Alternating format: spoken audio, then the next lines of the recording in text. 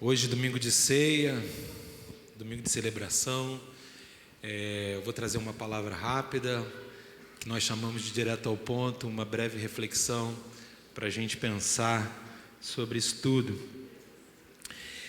No texto que a gente costuma falar nos dias de ceia, 1 Coríntios 11, no versículo 23 ao 26, o apóstolo Paulo relata o momento ali da última refeição que Jesus faz com os discípulos antes dele ser traído e passar por toda a sua via crucis, né? A sua morte, a sua ressurreição.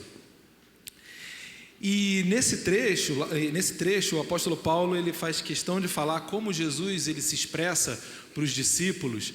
E no versículo 24, quando Jesus parte o pão, Jesus fala assim: isso é meu corpo que é dado em favor de vocês, façam isso em memória de mim. E mais na frente, no versículo 25, o apóstolo Paulo relata que Jesus, quando tomou o cálice, ele toma o cálice e fala: este é o cálice, a nova aliança no meu sangue, façam isto sempre que o beberem em memória de mim. E aí eu estava pensando sobre a ceia do Senhor, e eu estava pensando sobre essa questão de memória, em memória de mim, memória do Senhor. E quando a gente pensa em algo em memória, a gente fica pensando sobre alguém que já se foi, que não está mais aqui, e a gente quer relatar algum feito dessa pessoa, algo que ela mudou na nossa vida, ou um legado que essa pessoa deixou.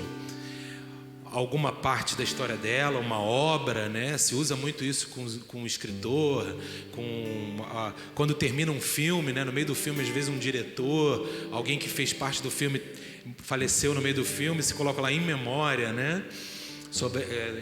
Em relação ao nome daquela pessoa. E tem tantas coisas que Jesus fez, né? Só que nós não temos uma memória legal. A gente tende a esquecer as coisas, né? A gente fica animado quando a gente depara com uma coisa muito bacana, e aí a gente vive intensamente aquilo, a gente curte aquilo demais, a gente vibra com aquilo parece que faz uma diferença na nossa vida, e aí o tempo vai passando, a gente esquece. A nossa memória não é boa. A minha memória, então, é terrível. Eu digo que eu não tenho uma memória, eu tenho uma vaga lembrança. Já aconteceu de vezes eu virar para minha esposa e falar assim: querida, você quer que eu vá no supermercado? Ela: amor, eu quero que você vá sim, eu quero que você compre, sei lá, água com gás. Que a minha esposa gosta muito de água com gás. E ela fala, e aí eu vou para o supermercado para comprar água com gás. E é justamente a única coisa que eu não compro. Eu esqueço. Quantas vezes eu estou indo para um lugar e no meio do caminho eu falo assim: caramba, para onde que eu estava indo? O óculos, quem usa óculos já deve ter passado por isso, se é como eu. Cadê meu óculos? E o óculos está aqui. E onde está meu óculos?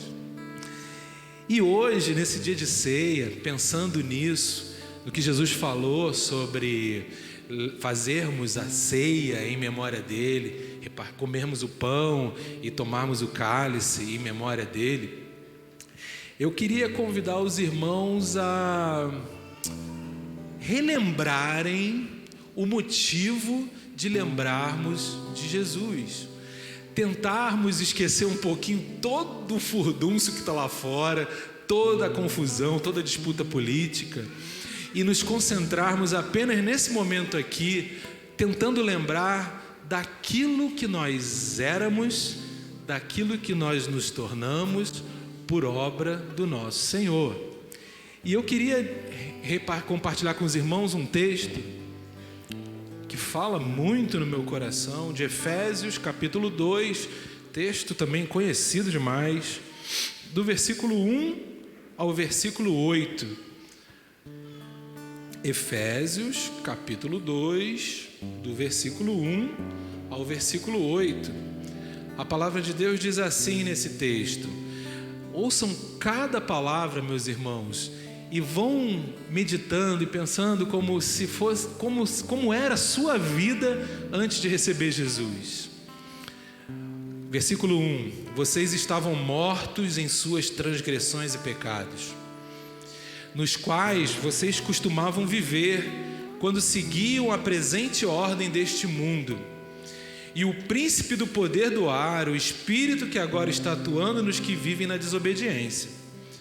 Anteriormente, todos nós também vivíamos entre eles, satisfazendo as vontades da nossa carne, seguindo os seus desejos, os nossos pensamentos. Como os outros, nós éramos por natureza merecedores da ira. Ira de quem? Ira de Deus.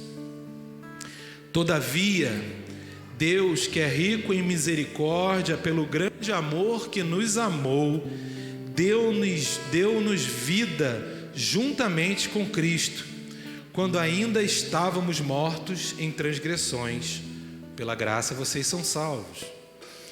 Deus nos ressuscitou com Cristo. Deixa eu repetir, gente. Deus nos ressuscitou com Cristo e com Ele nos fez assentar nos lugares celestiais em Cristo Jesus, para mostrar nas eras que hão de vir a incomparável riqueza da sua graça, demonstrada em sua bondade para conosco em Cristo Jesus. Pois vocês são salvos pela graça, por meio da fé. E isso não vem de vocês, isso é dom de Deus. Nós estávamos mortos, sem perspectiva nenhuma. Quando a gente nasceu, nós estávamos em Adão.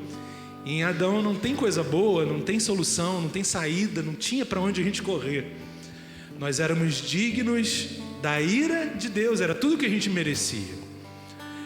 A gente não merecia nada além disso. Nós éramos pecadores, incapazes de fazer o bem, incapazes de raciocinar coisas santas e agir através de nós mesmos e fazer coisas boas. E aí, Deus, em sua infinita graça, bondade e amor, enviou o seu Filho, Jesus Cristo, para que Ele morresse na cruz por nós, sem merecer, e através da sua morte e ressurreição nos dá vida. E é uma vida em abundância. Nós, por nós mesmos, não temos a menor capacidade, não temos a menor condição de ter qualquer tipo de vida. A vida que nós temos, a vida que nós desfrutamos hoje, a vida abundante e a certeza de que Deus está conosco, Deus vive em nós, habita em nós e nos capacita, nos guia até a eternidade, ela só existe porque Jesus Cristo nos deu essa vida. E essa vida que nós temos pertence a Ele. E nada mais, nada menos justo do que devotarmos toda a nossa vida, todas as nossas ações, todos os nossos pensamentos, todas as nossas intenções, todos os nossos planos, sonhos e direcionamentos para o nosso Senhor Jesus, o autor e consumador da nossa fé. Uma música vai ser tocada, os irmãos vão cantando e medite um pouco sobre essa palavra. Relembrem o que o Senhor fez. Relembre onde você estava há 10, 15, 20 anos, 5 anos, uma semana, deve ter gente que se converteu há pouco tempo aqui. E olhe agora para a situação que você está. Veja como Jesus mudou na sua vida. Lembre de cada livramento. Não permita que esses momentos eles caiam no esquecimento. Porque como eu falei aqui, a nossa mente esquece. Então busque, peça misericórdia ao Senhor. Senhor, me faz relembrar aquilo que me fez mudar. Habita em mim ricamente, me transforma a cada dia, me enche de Ti, porque eu quero conhecer mais de Ti, quero viver cada vez mais essa vida abundante. Eu convido os irmãos a ficarem de pé.